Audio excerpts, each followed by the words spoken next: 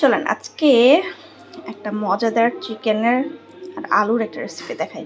লেবুটা কেটে নিয়ে এক ফালি লেবু একটু দিয়ে দিলাম চিকেনগুলোতে, আর স্বাদ মতো লবণ, সামান্য অল্প পরিমাণে রসুন, আদা, হাফ চামচ জিরা গুঁড়া, হাফ চামচ ধনে গুঁড়া, হাফ চামচ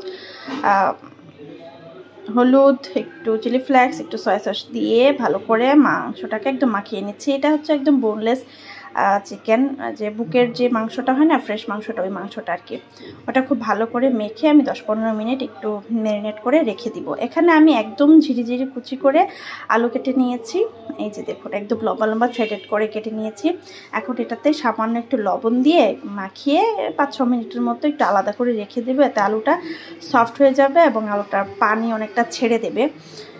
এই যে দেখুন, আলুটা কিন্তু অনেকটাই পানি ছেড়ে দিয়েছে, বুঝছেন। এখন আলুর পানিটা একদম চেপে নিয়ে তারপর এটার মধ্যে কিছুটা কর্নফ্লাওয়ার দিয়ে একদম গড়িয়ে নিচ্ছে। আর ওর মধ্যে কিন্তু অলরেডি লবণ দেওয়া আছে, এক্সট্রা আর কিছু দিতে হবে না। এই যে কর্নফ্লাওয়ার দিয়ে একটু মাখিয়ে নিয়ে তারপরে এই যে ম্যারিনেট করা মাংসটা নিয়ে এখন এই আলুর মধ্যে, আলুর এই যে লাচ্ছা লাচ্ছা হয়ে গেছে কিন্তু আলুগুলো, এখন এই আলুগুলোর মধ্যে ভালো করে চাপিয়ে চাপিয়ে লাগিয়ে নিব। এই যে দেখুন, খুব সাবধানতার সাথে লাগাতে হবে, যেহেতু আলুগুলো সেদ্ধ নয়, কাঁচা আলু, তো এগুলো কিন্তু একটু সময় নেবে লাগার জন্য। এরকম করে চেপে চেপে লাগিয়ে একটা বল আকারে দিয়ে দিচ্ছি। ভিতরে থাকবে চিকেনের টুকরাটা আর উপরে আলুগুলো থাকবে। এই যে দেখুন, এরকম চেপে চেপে বল বল বানিয়ে নিতে হবে। একটু সাবধানতার সাথে সময় নিয়ে করতে হবে। এই তো এখন গরম গরম তেলের মধ্যে ভেজে নেব।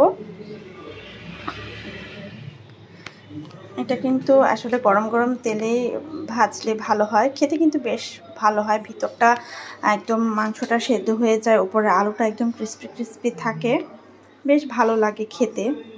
এখন হালকাভাবে আলতো করে উল্টে পাল্টিয়ে ভেজে নেব। একদম কড়া আছে ভাজা যাবে না, দেখা যাবে উপরে আলুটা একদম লাল হয়ে যাবে, ভিতরের চিকেনটা একদম ভাজা হবে না। সেই জন্য আস্তে আস্তে মিডিয়ামভাবে জাল করে করে এটাকে একদম লাল লাল করে ভেজে নিতে হবে। ইফতারে কিন্তু ভাজা পোড়ার সাথে এটা একটা আইটেম অ্যাড করা যেতে পারে। দেখুন, একদম লাল লাল করে ভেজে নিয়েছি। এটা খেতে কিন্তু বেশ মজা ছিল, মশলাদার, ভেতরে চিকেন ছিল আর উপরে একদম ক্রিস্পি আলুর থ্রেড ছিল।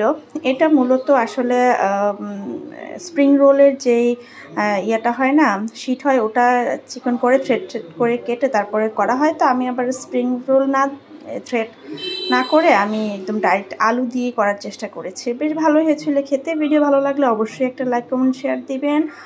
আজ পর্যন্তই, দেখা হবে অন্য কোনো আয়োজনে। সে পর্যন্ত সবাই ভালো থাকবেন, ভালো খাবেন, ভালো রাখবেন। আল্লাহ হাফেজ, টাটা।